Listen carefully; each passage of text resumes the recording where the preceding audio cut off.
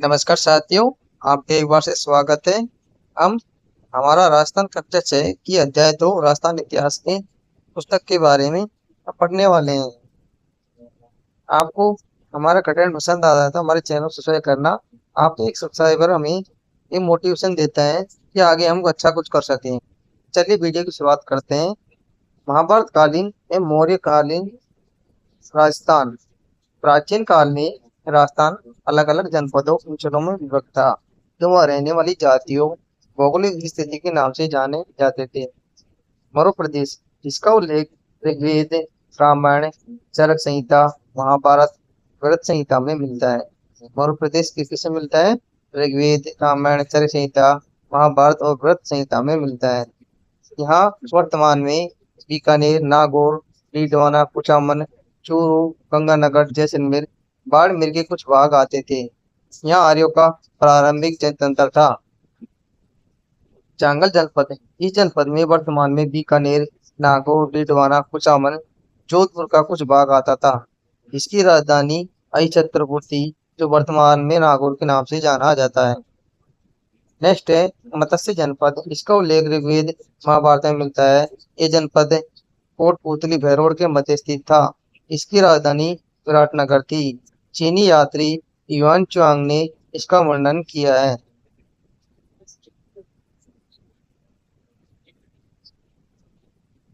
सूरसेन जनपद राजस्थान के भरतपुर, धौलपुर, करौली के अधिकतर भूभाग में सम्मिलित थे। इसकी राजधानी मथुरा थी। 4वीं शताब्दी ईसा पूर्व के यूनानी लेखकों ने सिकंदर के समय इसका उल्लेख किया था। नेक्स्ट है सीवी जनपद। आधुनिक उदयपुर के पूर्व पश्चिमी उत्तर के संभाग को सीवी जनपद कहा जाता है। इसको आधुनिक उदयपुर के पूर्वी पश्चिमी उत्तर के संभाग को सीवी जनपद कहा जाता है। इसकी राजधानी मध्यमिका या माध्यमिका थी। इसके अवशेष चित्तौड़गढ़ के पास नगरी गांव में मिलते हैं। इसे मेदपाट या मेवाड़ भी कहा जाता था। मालवा जनपद, मालवा की शक्ति का केंद्र जयपुर के निकट वर्तमान टोंक था। इनका अधिकार टोंक, प्रतापगढ़ एवं झालावाड़ क्षेत्र तक फैला था। मालवा की दिग्विजय का नानसा भीलवाड़ा युग भव्य अभिलेख प्रसिद्ध है। योध्या जनपद, राजस्थान के उत्तरी भाग का एक शक्तिशाली गणतंत्र कबीला था। इन्होंने ही उत्तरी राजस्थान से कुषाण शक्ति को नष्ट किया था। अर्जुनयन, भरतपुर अलवर प्रांत के अर्जुनयनों ने मालवा के साथ मिलकर विदेशी क्षत्रपों को परास्त किया था।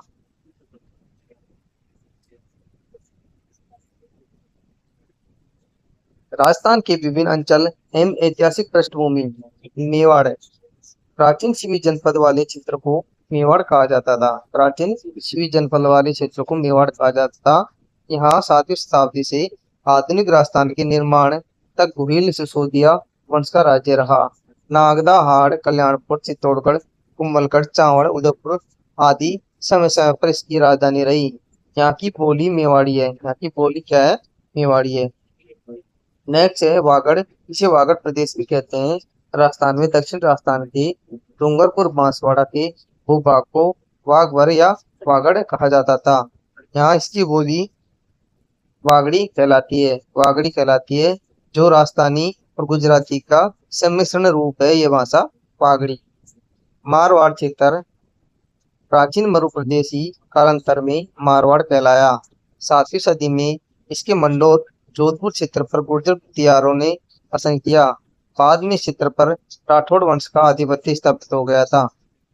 नेक्स्ट है आड़ती क्षेत्र। आधुनिक बूंदी और कोटा का क्षेत्र आड़ती कहलाता है। प्राचीन काल में इस भूभाग पर मीणा जनजाति का आधिपत्य था।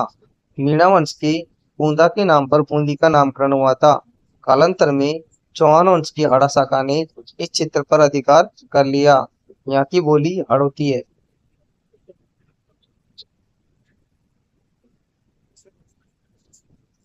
ढूंढाड़ प्रदेश, जयपुर एवं उसके आसपास का क्षेत्र ढूंढाड़ कहलाता था।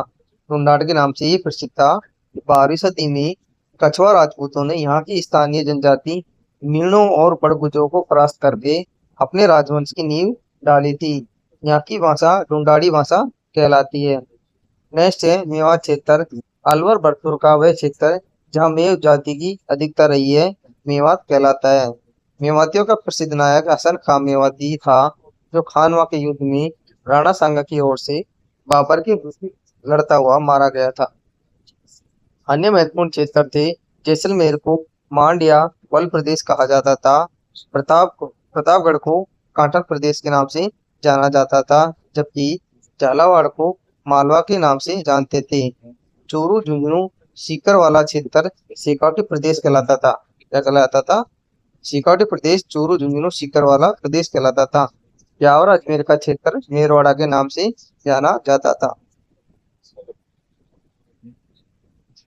अब इस टॉपिक से कुछ अभ्यास प्रश्न है जो इस प्रकार है।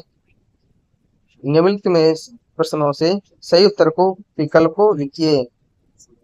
पहला प्रश्न है, मत्स्य जनपद की राजधानी क्या थी? मत्स्य जनपद की राजधानी विराटनगर थी। क्या थी? विराटनगर थी, जो वर्तमान वर्तमान बहरोड कोटपूतली बहरोड कोटपूतली कोटपूतली जिले में आते हैं। नेक्स्ट है, कोटा बूंदी वाला क्षेत्र क्या कहलाता है? कोटा बूंदी वाला क्षेत्र हाड़ौती प्रदेश कहलाता है। मेवात क्षेत्र क्या कहलाता है? अलवर भरतपुर अलवर अलवर और भरतपुर का क्षेत्र मेवात कहलाता है।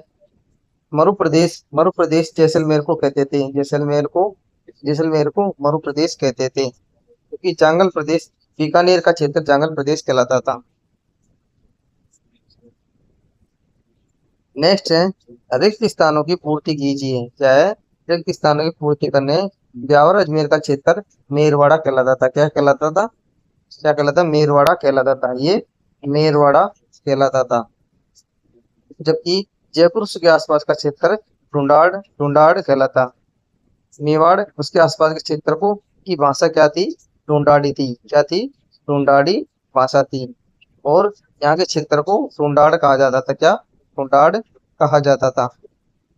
अति लघुतरात्मक प्रश्न में महाभारत कालीन किन्हीं दो जनपदों का नाम बताइए। दो जनपद कौन थे महाभारत समय के? मत्स्य जनपद, जांगल जनपद। नेक्स्ट है, सिकोटी में कौन कौन से जिले आते हैं? सिकोटी में चूरू झुंझुनू सीकर जिले आते हैं।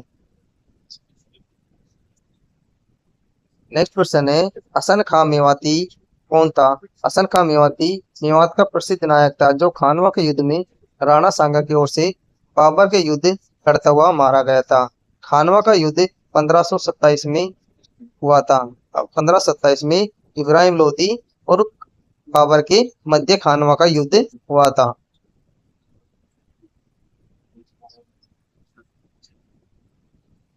राजस्थान के प्रमुख मकबरे एवं दरगाह मस्जिदें। मोइनुद्दीन चिश्ती की दरगाह अजमेर में स्थित है। दीवान शाह की दरगाह कपसन में स्थित है। मिट्टी शाह की दरगाह कागरोन में स्थित है। सक्कर पीर बाबा की दरगाह नरहड़ में स्थित है। कहाँ पर? नरहड़ में ये स्थित है। नेक्स्ट है, अब्दुल पीर की मजार, ये भवानपुरा में स्थित है। चाल फिरसा की दरगाह ये चित्तौड़गढ़ में स्थित है। मीर साहब की दरगाह बूंदी में स्थित है। फखरुद्दीन की दरगाह सरवाड़ में स्थित है। अब्दुल्ला खां का मकबरा अजमेर में स्थित है। जामा मस्जिद भरतपुर में स्थित है। उषा मस्जिद बयाना में स्थित है। शाही जामा मस्जिद में मेड़ता में स्थित है। साथियों, आज का सेशन कैसा लगा?